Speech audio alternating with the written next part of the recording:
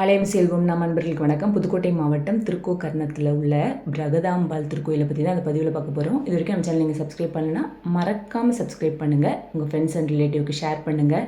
இந்த கோயில் குடவரை கோயில்.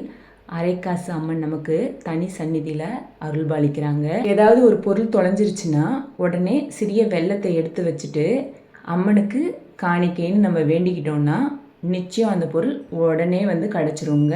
ரொம்ப ரொம்ப சக்தி வாய்ந்த திருக்கோயில். எனக்கு பழைய நாள் கோயில்கள் பார்க்க ரொம்ப பிடிக்கும். பழைய நாள் கோயிலில் அதோட கல்வெட்டுகளோ சிற்பங்களோ பார்த்தா எனக்கு அப்படியே ரொம்ப ஒரு மாதிரி மெய் சிலிர்த்து போகும். உங்களுக்கும் அது போல் இருந்தால் இந்த பதிவை உங்களுக்காக தாங்க. ரொம்ப ரொம்ப அழகான சிற்பங்கள் கோயில் முழுக்கவுமே இருக்குது. கோயில் முழுக்கவுமே அவ்வளோ சிற்பங்கள் பார்த்தா நம்ம அங்கே விட்டு நகரவே மாட்டோம். அவ்வளோ அற்புதமான சிற்பங்கள் சிலைகள் இந்த கோயிலில் இருக்குங்க. ஒவ்வொன்றும் தத்ரூபமாக இருக்குது. கோயிலுக்கு வருமானம் ரொம்ப குறைவு. இந்த ஈசனை வணங்கினா நமக்கு சாப விமோச்சனம் கிடைக்கும். திருமண பாக்கியம் வேண்டுவோருக்கும் குழந்தை பாக்கியம் வேண்டுவோருக்கும் இத்தலத்தில் வணங்கினா நிச்சயம் அவங்களோட வேண்டுதல் நடக்குங்க. இந்த கோயிலுக்கு எல்லோரும் போயிட்டு வாங்க. மனசுக்கு ஒரு திருப்தி கிடைக்கும்னா இந்த கோயிலுக்கு போயிட்டு வந்தால் கிடைக்கும். போன வருஷமே கோயிலுக்கு கும்பாபிஷேகம் பண்ணணும்னு அறிவிச்சிருந்தாங்க. ஆனால் இந்த வருஷம் இன்னும் கூட வேலை முடியலைங்க. இன்னும் வேலை நடந்துக்கிட்டே இருக்குது. இன்னும் தேதியும் அறிவிக்கலை. பொருள் பற்றாக்குறைன்னு நினைக்கிறேன். அதிகமோ கம்மியோ நம்மளால் முடிஞ்ச நன்கொடையை கோயிலுக்கு கொடுத்தா சீக்கிரம் கோயில் கும்பாபிஷேகம் நடக்கும். சிவபெருமான் காமதேனுவுக்கு மோட்சம் தர காரணமாக இருந்த சிவத்தலம் இது. கிழக்கு பார்த்திருக்கும் கோக்கணேஸ்வரர் சந்நிதி குடவரை கோயில். பிரகதாம்பாள் புதுக்கோட்டை மன்னருக்கு நேருக்கு நேர் பேசிய தெய்வம் என்று வரலாற்று சான்றுங்க இருக்குது. பிரகதாம்பாளை பேசும் தெய்வம்னே எல்லாரும் இங்கே அழைக்கிறாங்க.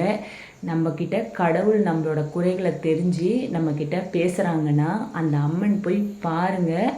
அப்படியே நம்மளை அப்படியே ஈர்க்கிறாங்க. நம்ம மனசு குறைகளை நம்ம சொல்லாமே அந்த அம்மனுக்கு தெரியுது. இவ்வளோ பெரிய அற்புதமான கோயில். இந்த கோயிலை மெயின்டைன் பண்ணவே அவங்க கஷ்டப்படுறாங்க. அவ்வளோ அற்புதமான கோயில். கோயில் பக்கத்தில் கோயிலோட குளம் இருக்குது. ரொம்ப மாசுபட்டுருக்குங்க.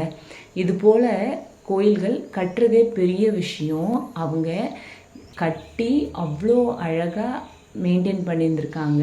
நம்மளால் இந்த கோயிலுக்கு முடிஞ்ச சிறு உதவியை செய்யணும். ரெண்டாவது இந்த கோயிலுக்கு நம்ம போயிட்டு வரணும். இந்த போல் கோயிலுக்கு போக போக தான் நம்ம வாழ்க்கையில் நம்ம நிறைய விஷயத்தை தெரிஞ்சுக்க முடியும். நீங்கள் டூரிஸ்ட் பிளேஸ்ன்னு நினச்சிங்கன்னா இந்த கோயில் டூரிஸ்ட் பிளேஸ். நீங்கள் மனசார பக்தியோடு போய் சுவாமியை வணங்குறீங்கன்னா அது உங்களுக்கு கோயில், அவ்வளோதாங்க. தவிர மற்றபடி அவ்வளோ அற்புதமான திருக்கோயிலுங்க. நிறைய பகுதி இந்த இடத்துல அப்படியே இன்னுமே சரி பண்ண வேண்டியதாக இருக்குது. பக்கத்தில் நிறைய வீடு வந்ததுனால கோயில் குளம் மாசடைஞ்சிருச்சுன்னு சொல்கிறாங்க.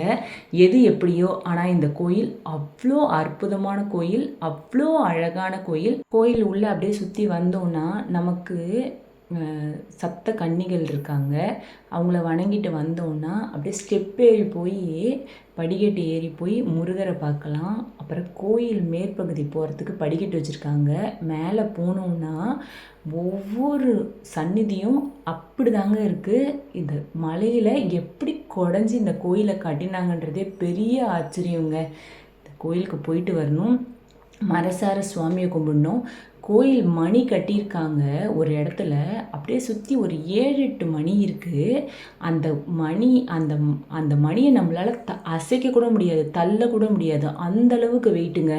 ஆரைக்கு மேலே கட்டியிருக்க குடவரை கோயில் கொண்ட மிக மிக பழமையான அற்புதமான ஆச்சரியமான திருக்கோயில். காமதேனுவுக்கு தேவேந்திரனால் சாபம் ஏற்பட்டு தேவலோகத்திலிருந்து பூலோகத்திற்கு சேர்ந்து பின்பு கபில மகரிஷி மங்கள மகரிஷி ஆகியோரை சேவித்து அவர்களின் அனுகிரகம் பெற்று தினந்தோறும் காசிக்கு போய் கங்கை நீரை கொண்டு ஈஸ்வரனுக்கு அபிஷேகம் செய்துவிட்டு மீதியை பாறை கீழே அதில் விட்டுவிடு என்று சொன்னார்கள் அவர்கள். பசுவின் பக்தியை சோதிக்க ஈஸ்வரன் புலியின் ரூபம் எடுத்து திருவேங்கை வாசல் சோதித்தார்.